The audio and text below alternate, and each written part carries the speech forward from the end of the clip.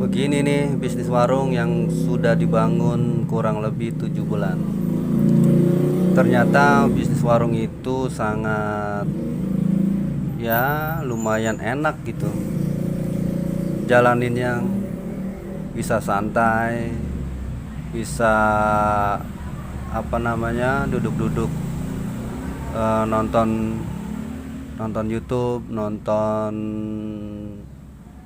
film, dengerin musik ya, kalau lagi belum ada yang belanja.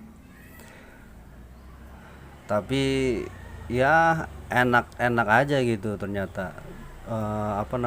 Bisnis warung, jagain warung tuh enak. Nah inilah penampilan warung warung saya yang masih kurus, masih kurang padat isinya, tapi lumayan. Setelah menjalani selama kurang lebih 7 bulan, mulai agak lengkap isinya. Mulai dari sabun cuci, makanan anak-anak, sembako, ya hampir hampir lengkap lah. Obat-obatan ada juga, rokok juga ada. Jadi ya semangat terus untuk terus untuk terus menjaga warung supaya tetap eksis, dan harus selalu konsisten membuka warung, jangan males-malesan apalagi sampai tutup berhari-hari. Nah, saya sedikit akan bercerita bagaimana caranya pengalaman supaya warung kita itu makin lama makin berkembang. Jadi berawal dari kemauan kita untuk membuka bisnis sembako. Jadi bukan sekedar buka-bukaan doang. Jadi kita juga harus harus harus benar-benar serius membuka, tapi santai gitu bukanya, jangan nafsu atau jangan terburu-buru. Yang penting jalanin aja dulu sampai sejauh mana kita, di mana titik jenuhnya kita untuk dalam menjaga toko. Kali ini saya coba berbagi berbagi dibilang tips. Saya kurang begitu paham bagaimana tips membuka usaha toko, ataupun caranya membuka toko juga saya kurang. Yang jelas ketika saya buka toko itu yang pertama saya jalanin yaitu disiplin. Disiplin ini maksudnya adalah buka toko itu maunya jam berapa. Pagi jam 6, jam 8, jam 10, atau buka siang. Nah, kalau saya itu bukanya jam 8 pagi. Harus jam 8 pagi. Meskipun kita bangun subuh, kita harus tetap buka jam 8 pagi. Jangan tiba-tiba bangun subuh, pengen buka toko jam 6, jam 6 buka. Besok lagi bangun subuh jam 7 buka. Begitu terus, jadi nggak jelas gitu masalah buka warungnya. Nah, itu yang masalah disiplin. Kedua, soal pengadaan barang. Jadi gini, kalau saya itu tipenya, kalau ada orang yang nanya barang atau nanyain apa gitu, misalkan nanya barang A gitu kan, di toko kita nggak ada, jangan langsung buru-buru kedebak-kedebuk kita adain tuh barang atau beliin barang produknya. Kita harus tahu dulu barang ini rame apa enggak. Udah gitu kita juga harus tahu barang itu di agennya rencengan atau kartonan itu. Kalau misalkan kita tiba-tiba langsung besok belanja itu barang, kan yang beli cuma satu atau dua orang, jadi eh, dana kita itu mati di barang itu. Kalau saya sih, kalau saya nggak usah diadain. Beda halnya kalau kita tahu kita udah gede, udah maju, nggak jadi nggak ragu lagi, apapun yang kita mau bisa kebeli.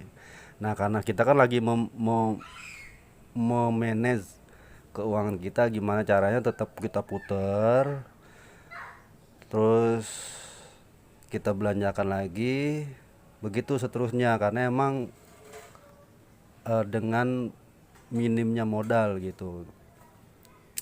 Itu yang kedua, masalah pengadaan barang. Yang ketiga yaitu soal harga. Nah, ini nih yang menjadi perbincangan dunia perbisnisan warung sembako. Masalah harga yang sangat sensitif. Jadi gini, kalau saya sih harga itu emang jual semurah-murahnya, asal jangan rugi gitu aja. Kenapa saya nyebut jual semurah-murahnya? Gini maksudnya. Di sini kan warungnya banyak ya. Banyak gitu. Jadi persaingan ketat. Jadi mau nggak mau kita harus menjual sebarang semurah-murahnya gitu. Bukan berarti bagaimana ya, warung kita kan masih masih berkembang gitu gitu. Jadi mau nggak mau kita harus ngelakuin kayak gitu. Terus kalau ada yang bilang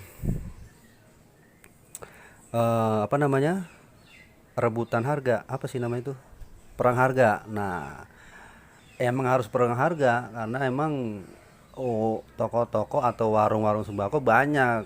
Mau nggak mau kita harus berani perang harga. Kalau nggak berani perang harga, nggak usah buka toko atau buka warung sembako, tutup aja gitu. bukan berarti saya nggak mau Bukan berarti saya nggak mau bagaimana bagaimana ya, namanya buka toko ya kita harus berani fight, harus berani bertarung dengan warung-warung yang lainnya gitu. Kita harus maju. Yang penting gini, kita nggak rugi gitu aja.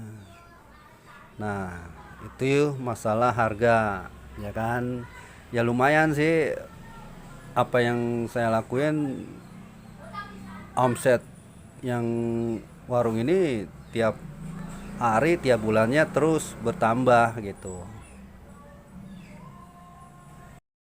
Dan itu harus kita syukuri dengan adanya peningkatan atau grafik penjualan kita tuh naik gitu. Ada juga warung yang menerapkan sistem penerapan harganya yang begini nih. Dia menjual barang yang rame dengan harga murah, sedangkan barang yang kurang rame, apa namanya itu kalau bahasa istilahnya, slow slow fast slow, apa sih, fast moving itu cepat ya, itu harganya murah. Kalau yang slow moving itu di harganya boleh dimahalin atau ya keuntungannya gede gitu. Kalau di tempat saya nggak begitu, harus semurah-murahnya, yang penting untung gitu. Karena apa, barang yang slow moving juga kan ada apanya ya, ada masa berlaku, ada juga sih yang nggak ada. Cuman kan kayaknya kalau masih itu aja barang yang kita lihat di warung kita, bosen gitu. Kita butuh yang namanya yang seger-seger. Nah, begitu yang saya terapin kalau masalah harga di tempat saya. Selanjutnya yaitu soal pelayanan. Pelayanan kepada pembeli. Gimana caranya supaya pembeli itu balik lagi ke toko kita. Kalau saya sih simpel aja. Ketika ada pembeli yang datang ya kita senyum-senyum aja. Terus aja ngobrol, aja komunikasi, udah selesai. Selesai dia melakukan transaksi ya kita ucapin terima kasih. Atau yang pembeli juga ngucapin terima kasih, ya kita bilang sama-sama. Udah selesai. Yang penting kita ramah aja gitu. Simple sih. Selanjutnya yaitu soal tampilan toko. Nah, ini juga menjadi hal yang sangat sangat apa ya, sangat penting gitu. Soalnya apa sih namanya, penampilan toko itu sebenarnya gini. Tampilan toko itu saya itu terinspirasi dari minimarket yang udah skala nasional itu kayak Indomaret sama Alfamart. Dulu waktu saya mau belanja apa itu kayaknya kalau disuruh disuruh pilihan beli di warung atau beli di minimarket, saya lebih lebih apa ya, lebih ke minimarket karena emang dilihatnya juga menarik gitu. Nah, saya mau menerapkan itu di warung. Nah, kalau di sini tuh belum ada yang menerapkan model kayak gini. Kayaknya baru di sini aja, baru di tempat saya aja baru mulai kayak model kayak gini. Keuntungannya banyak menggunakan model minimarket. Pertama, kita nggak capek-capek lagi ngelayanin orang kalau lagi mau beli sesuatu. Keuntungan kedua, pembeli bisa membeli barang yang harusnya tadi nggak beli jadi beli. Keuntungan lainnya ya tampilan toko juga jadi bersih, jadi menarik, juga jadi unik gitu. Makanya berpengaruh sama omset, omset, omset warung gitu kan. Kalau warung tradisional itu beli beli Indomie ya Indomie aja gitu. Kalau mau beli autan ya autan aja, nggak ada beli yang lainnya gitu. Oke, saya rasa segitu dulu apa sih pengalaman selama menjaga warung di sini. Apa yang saya terapkan, apa yang saya lakukan ya begini gitu, apa adanya tanpa harus teori ini teori itu, cara ini cara itu. Yang penting mah kita yang namanya manusia mah ramah-ramah lah, yang namanya orang nggak ada istilahnya begini begitu. Oke, saya akhiri. Salam sembako Indonesia.